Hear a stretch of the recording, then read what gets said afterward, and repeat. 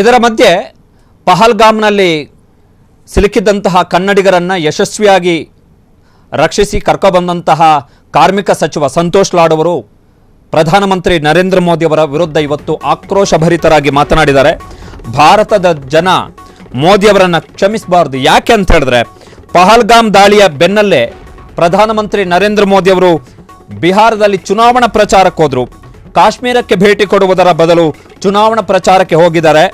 ಕಳೆದ 11 ವರ್ಷಗಳಿಂದ ಭಾರತದಲ್ಲಿ ಹಿಂದೂಗಳು ಅಪಾಯದಲ್ಲಿದ್ದಾರೆ ಅಂತಲೇ ಬಿಜೆಪಿ ಹೇಳ್ತಾ ಇದೆ. ಆದರೆ ಕಳೆದ 11 ವರ್ಷಗಳಿಂದ ಭಾರತದಲ್ಲಿ ಅಧಿಕಾರದಲ್ಲಿರುವಂಥದ್ದು, ದೇಶದಲ್ಲಿ ಅಧಿಕಾರದಲ್ಲಿರುವಂಥದ್ದು ಬಿಜೆಪಿಯ ಸರ್ಕಾರ. ಬರೀ ಕೇಂದ್ರದಲ್ಲಿ ಮಾತ್ರ ಅಲ್ಲ, ದೇಶದ ಬಹುತೇಕ ಎಲ್ಲ ರಾಜ್ಯಗಳಲ್ಲೂ ಕೂಡ ಬಿಜೆಪಿಯ ಸರ್ಕಾರ ಇದೆ. ಹೀಗಿದ್ರೂ ಕೂಡ ಹಿಂದೂಗಳು ಅಪಾಯದಲ್ಲಿದ್ದಾರೆ ಎನ್ನುವುದಾದರೆ ಪ್ರಧಾನಮಂತ್ರಿ ನರೇಂದ್ರ ಮೋದಿ ಅವರನ್ನ ರಾಜೀನಾಮೆ ಕೇಳೋದ್ರಲ್ಲಿ ತಪ್ಪೇನಿದೆ ಎನ್ನುವಂತಹ ಮಾತನ್ನ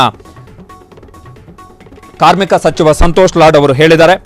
ಕಾಶ್ಮೀರದಲ್ಲಿ ಭದ್ರತಾ ವೈಫಲ್ಯದ ಬಗ್ಗೆ ಯಾಕೆ ಯಾರು ಮಾತನಾಡ್ತಾ ಇಲ್ಲ, ಸರ್ಕಾರದವರು ಯಾಕೆ ಅದರ ಬಗ್ಗೆ ತಮ್ಮ ತಪ್ಪನ್ನ ಒಪ್ಪಿಕೊಳ್ತಾ ಇಲ್ಲ ಎನ್ನುವಂತಹ ಪ್ರಶ್ನೆಯನ್ನು ಕೂಡ ಕಾರ್ಮಿಕ ಸಚಿವ ಸಂತೋಷ್ ಲಾಡ್ ಅವರು ಕೇಳಿದ್ದಾರೆ.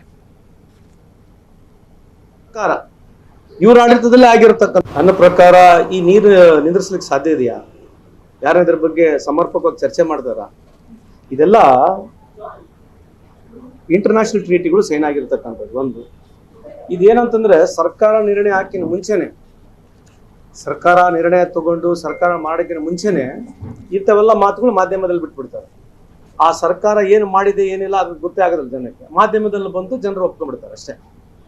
ಈಗ ಯಾರ್ಯಾರು ಹುಡುಕ್ ಹೊಡೆದ್ಬಿಡ್ತಾರೆ. ಈಗ ಯಾರು ಹೊಡೆದಾರೆ, ಯಾರ್ಯಾರು ಸುಮ್ಮನೆ ಇದೇನಂತಂದ್ರೆ ಇದೆಲ್ಲ ಮೀಡಿಯಾ ಮಾಡ್ತಕ್ಕಂಥ ಸ್ಕೀಮ್ ಬಿಟ್ರೆ ಅಲ್ಲ.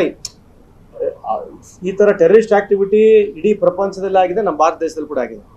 ಈಗ ಅದೇನಂತಂದ್ರೆ ಜನರಿಗೆ ಇಂಪ್ರೆಸ್ ಮಾಡ್ಬೇಕಲ್ಲ, ಈ ಫಾಲ್ಟ್ ಅನ್ನ ಹೆಂಗೆ ಜನಕ್ಕೆ ಮುಚ್ಚಿಸ್ಬೇಕನ್ನೋದೇ ಕೇಂದ್ರ ಸರ್ಕಾರ ಜೊತೆಗೆ ಕೆಲವು ರಾಷ್ಟ್ರದಲ್ಲಿರ್ತಕ್ಕಂಥ ಮಾಧ್ಯಮಗಳು ಅವರೇ ಫೀಡ್ ಕೊಡೋದು.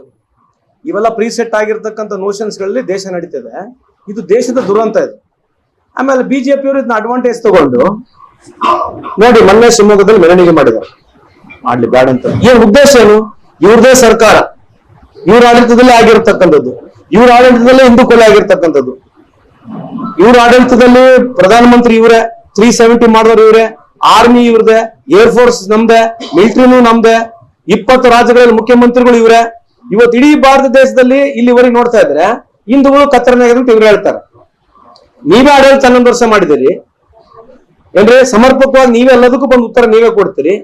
ಎಲ್ಲ ನೀವೆಲ್ಲಿ ಬೇಕಾದ್ರೆ ಬುಲ್ಡೋಸರ್ ತಗೊಂಡೋಗಿ ನೀವೇ ಹೊಡಿತೀರಿ, ಎಲ್ಲ ನೀವೇ ಮಾಡ್ತೀರಿ, ಮತ್ ಹಿಂದೂ ಕತ್ತರದಲ್ಲಿ ಇದೆ ಅಂತ ಹೇಳ್ತಾರೆ. ಸೊ ನಿಮ್ಮ ಪ್ರಕಾರ 11 ವರ್ಷ ಅವಧಿಯಲ್ಲಿ ಇವತ್ತು ಈ ದೇಶದಲ್ಲಿ ಹಿಂದೂ ಸುರಕ್ಷತೆ ಇಲ್ಲ ಅಂತಂದ್ರೆ ರಾಜೀನಾಮೆ ಯಾರು ಕೊಡ್ಬೇಕು? ಅದು ಪ್ರಶ್ನೆ. ಅಷ್ಟ್ ಬಿಟ್ರೆ ನಾನು ಅವ್ರ ಯೋಗ್ಯತೆಗೆ ನೀನು ರಾಜೀನಾಮೆ ಕೇಳ್ತಕ್ಕಂಥ ಲೆವೆಲ್ಗೂ ನಾನು ಬೆಳೆದಿಲ್ಲ. ಕೇಳ್ತಕ್ಕಂಥ ಉದ್ದೇಶ ಪ್ರಧಾನಮಂತ್ರಿಯವರು ನೀವು ಬಂದ್ಬಿಟ್ಟು ಎಲ್ಲಿ ಜಮ್ಮು ಕಾಶ್ಮೀರದಲ್ಲಿ ಕಾಶ್ಮೀರಿಗೆ ಹೋಗಿ ನೀವು ಹೋಗಿ ಒಂದು ಪ್ರೆಸ್ ಮೀಟ್ ಮಾಡ್ಲಾರಂಗೆ ಬಿಹಾರಿಗೆ ಹೋಗಿ ಎಲೆಕ್ಷನ್ ಮಾಡ್ತಾ ಇದ್ರಲ್ಲ, ಇದ್ರ ಬಗ್ಗೆ ನೀವು ಭಾಷಣ ಮಾಡ್ತಾ ಇದ್ರಲ್ಲ, ಆ ವಿಷಯಕ್ಕೆ ಮಾತ್ರ ಈ ದೇಶದ ಯಾವುದೇ ಒಬ್ಬ ನಾಗರಿಕ ಇದನ್ನ ಅವ್ರನ್ನ ಕ್ಷಮಿಸಬಾರ್ದು ಅಂತ ನಾನು ಕೈ ಮುಗಿದವ್ರು ಮನವಿ ಮಾಡ್ಕೊಳ್ತೇನೆ. ಯಾಕಂತಂದ್ರೆ ಇಡೀ ದೇಶ ನೋಡ್ತಾ ಇದೆ, ಇಡೀ ದೇಶ ನೋಡ್ತಾ ಇದೆ. ಇವತ್ತು ಎಲ್ಲಾ ರೀಜನ್ಸ್ಗಳು ಬರ್ತಾ ಇದಾವೆ. ಅಲ್ಲಿರ್ತಕ್ಕಂಥ ಪೊಲೀಸ್ ಕಂಟ್ರೋಲ್ ಯಾರ್ದು, ಅಲ್ಲಿರ್ತಕ್ಕಂಥ ಮಿಲಿಟರಿ ಕಂಟ್ರೋಲ್ ಯಾರ್ದು?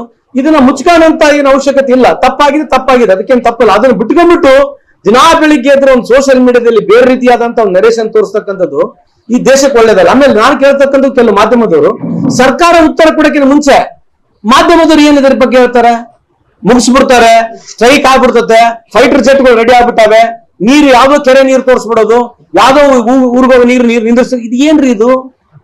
ಯಾವ್ದೋ ಕೆರೆ ನೀರು ಮಳೆ ನೀರು ತೋರಿಸ್ಬಿಡೋದು, ನೀರು ಅಂತ ಬಿಡುತ್ತಂತ. ಅಂದ್ರೆ ಪಾಕಿಸ್ತಾನ ನೀರು ಕುಡಿವಲ್ಲ ಜನರೀಗ, ಪಾಕಿಸ್ತಾನ ಜನ ನೀರು ಕುಡಿತಿದಾರಲ್ಲ. ಈಗ ಇವರಲ್ಲಿ ಹುಡುಕ್ ಮನೆಗಳು ತೋರಿಸ್ತದ ಕರೆಕ್ಟಾ? ಈಗೇನು ಹುಡುಕ್ ಮನೆಗಳು ಹೊಡಿತಾ ಇದಾರೆ ಅಂದ್ರೆ ಈ ಮನೆಗಳು ಹೆಂಗಿದ್ವು ನಿಮ್ ಮೊದ್ಲೇ ಮಾಹಿತಿ ಇತ್ತ?